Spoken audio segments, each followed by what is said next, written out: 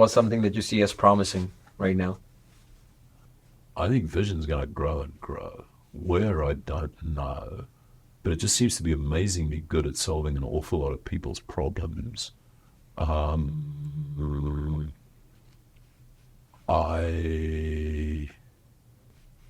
Apart from that, nothing strikes me immediately. It's largely, I just sort of don't think about the world that way. There's a huge growth industry in identifying fake things to the extent that it can be.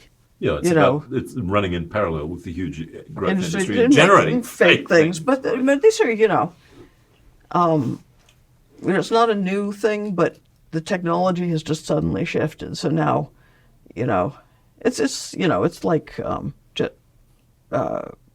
identifying plagiarized papers or papers written by ChatGPT.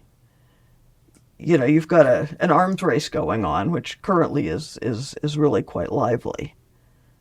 And eventually that'll settle down, but it's going to keep a bunch of people busy for a while. Yeah. I guess I just don't think about the landscape quite that way. So how do you guys think about the world? Largely try and avoid it being annoying. I mean, there are an awful lot of things that one could worry about, but not affect, right?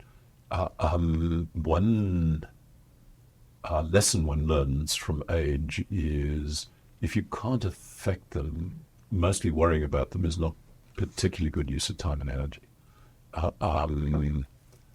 There is a ghastly war going on in Ukraine, for example.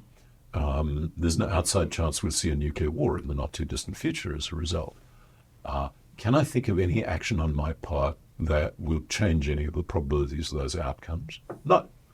Now, at which point it seems wise to ignore the whole thing on the basis that otherwise it consumes emotional energy without producing any kind of meaningful benefit.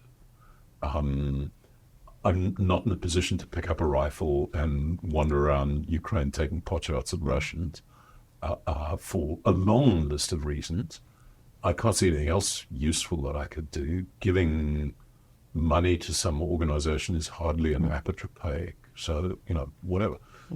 Learning to ignore things that are distressing, but you can't do anything about is a good life lesson.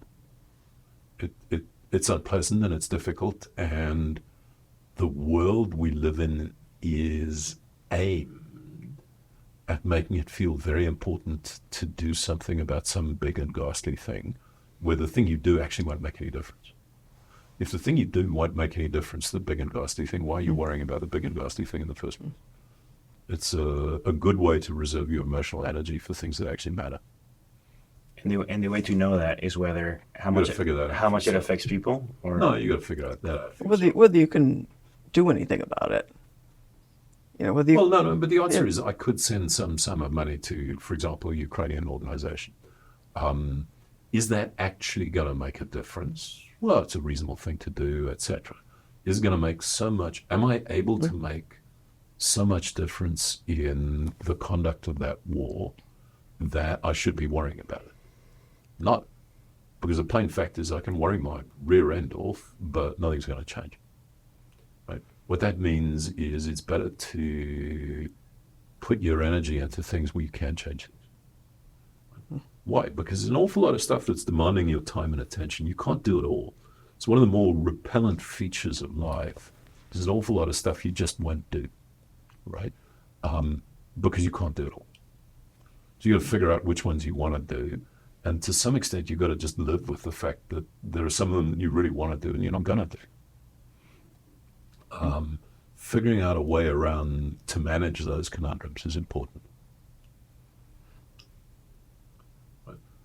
Do I want to get up, grab a rifle and gun, take potshots at various participants in this war? At some level, yes. It doesn't seem like a practical solution to anybody's problems. It's not going to make any difference. Probably not a good idea. Apart from the fact that I'm a very poor shot and haven't stripped an automatic weapon in 30 years. So, there are practical issues there as well. Yeah. Would you say you would be more willing to participate in something if you knew there were many others joined with the same motive? and doing the same No, thing? I'm saying worrying about problems where you're unable to solve them or unable to contribute to them is probably not wise. It's at best a consumption of emotional energy and at worst the sin of pride. Joining in large groups of people, all of whom are engaged in pointless enterprise, and a pointless enterprise is also a silly thing to do. Right? You have to have some sense of the value or the point of the enterprise before you do it. I'm not claiming the war in the Ukraine is a pointless enterprise. I'm just saying that there are many things that many people do where there are large crowds of people doing that, and it's still pointless. And you got to figure out for yourself whether it's pointless or not, but it's important, and it has consequences. And reasonable people differ on what's pointless and what isn't. But the single most important experience of life is that an awful lot of stuff you're not going to do. Right? You're stuck with that. It's depressing. It's repellent. Right? But it's a fact. You're stuck with it, and you have to manage it.